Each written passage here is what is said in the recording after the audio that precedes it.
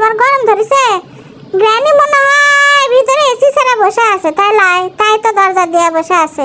ঠিক বলেছিস বাবা, অনেকক্ষণ ধরে চেষ্টা করছি, পারছি না। দেখ তো তুই পারিস কিনা।